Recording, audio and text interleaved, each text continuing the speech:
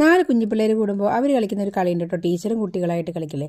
അവർക്കറിയാവുന്ന കാര്യങ്ങൾ അവർക്ക് താഴെയുള്ളവർക്കോ അല്ലെങ്കിൽ ബാക്കിയുള്ളവർക്കോ ഷെയർ ചെയ്ത് കൊടുക്കുന്ന ഒരു തരം കളി.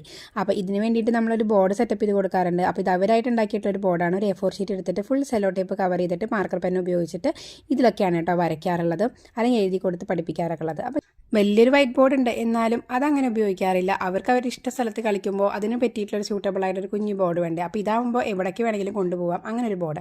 അപ്പോൾ ഞാൻ വിചാരിച്ചു ഒരു ഇതുപോലെ കട്ടിയുള്ളൊരു ബോർഡ് ഉണ്ടാക്കി കൊടുക്കാമെന്ന്. അങ്ങനെ ഇരുന്നപ്പോഴാണ് നമുക്ക് സംഭവം കയ്യിൽ കിട്ടിയത്. എന്തായാലും നവരാത്രി സ്പെഷ്യലൊക്കെ ആയിട്ട് വീടൊക്കെ വൃത്തിയാക്കിയപ്പോൾ ഇതുപോലെ പൂജാ റൂമിലത്തെ കുറേ പഴയ ഫോട്ടോസൊക്കെ നമ്മളൊന്ന് റീപ്ലേസ് ചെയ്തിട്ടുണ്ടായിരുന്നു. അതിൻ്റെ ഒരു ചട്ട കിട്ടിയിട്ടുണ്ട്, അസൽ നല്ല കട്ടിയുള്ള ചട്ട. പിന്നെ ഒന്നും ആലോചിച്ചില്ല, ഇത് കയ്യിലുള്ള 2 A4 ഷീറ്റ് എടുത്തു. ഒരെണ്ണത്തിൽ ഇതായി ഇങ്ങനെ റൂൾ ചെയ്ത് കൊടുത്തിട്ടുണ്ട്.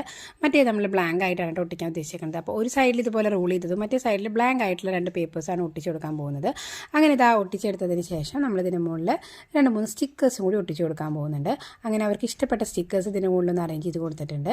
അപ്പോൾ അതും കൂടി ആയപ്പോൾ കുറച്ചും കൂടി നല്ല ക്യൂട്ടായിട്ടുണ്ടായിരിക്കും. അപ്പോൾ ഇതാകുമ്പോൾ അവർ നല്ല ഫേവറേറ്റ് ആയിട്ട് അങ്ങനെ കൊണ്ടു നടന്നോളും, അത്ര പെട്ടെന്ന് കേടാക്കുകയില്ല. അപ്പോൾ ഞാൻ A4 ഷീറ്റ് ഒട്ടിച്ച് വന്നപ്പോൾ കുറച്ച് സൈഡ് ഇതുപോലെ വേക്കൻ്റ് ആയിട്ടുണ്ടായിരുന്നു. അപ്പോൾ നമ്മൾ അവിടെ ഒന്ന് പെയിൻറ്റ് അടിച്ചിട്ട് ഒന്നും കൂടി കളർഫുള്ളാക്കാന്ന് വിചാരിച്ചു. എപ്പോഴും കൊച്ചു കുട്ടിയുള്ള സാധനങ്ങൾ നല്ല കളർഫുൾ ആയിരിക്കുന്നതല്ലേ കുറച്ചും കൂടി നല്ല ഭംഗിയായിട്ടുണ്ടാവുക. അത് കഴിഞ്ഞിട്ട് നമ്മളിതാ ഇതുപോലെ ട്രാൻസ്പെറൻറ്റ് ആയിട്ടുള്ള ഒരു കവർ വെച്ചിട്ട്, നല്ല കട്ടിയുള്ളൊരു കവർ വെച്ചിട്ട് ഞാനിതാ കവർ ചെയ്ത് കൊടുത്തിട്ടുണ്ട്. സൈഡിൽ സെല്ലോ ടേപ്പ് വെച്ചിട്ട് ഒന്നും കൂടി സീൽ ചെയ്തെടുത്തിട്ടുണ്ട്. സംഭവം റെഡി ആയിട്ടുണ്ട്. ഇത്രേ വേണ്ടൂ. ഇനി ഒരു ഹാങ്ങിങ് കൂടി ഇതുപോലെ സെറ്റപ്പ് ചെയ്ത് കൊടുത്തിട്ടുണ്ട്. അപ്പോൾ അവർക്ക് കൊണ്ടു നടക്കുകയും ചെയ്യാം, എവിടെ വേണമെങ്കിലും ഹാങ്ങിങ് ചെയ്യാം. അതേപോലെ ഒരു നോട്ട് പാഡോ അതല്ലെങ്കിൽ റൈറ്റിംഗ് പാഡൊക്കെ ആയിട്ട് ഉപയോഗിക്കുകയും ചെയ്യാം. കുറച്ച് അധികം നാൾ ഡ്യൂറബിൾ ആയിട്ട് നിൽക്കുകയും ചെയ്യും. അപ്പോൾ എന്തായാലും ഒരു A4 ഷീറ്റിന് മുകളിൽ സെല്ലോ ടേപ്പ് ഒട്ടിക്കുന്നതിനേക്കാളും ഈസി അല്ലേ, കുറച്ചും കൂടി നല്ലതല്ലേ ഇത്.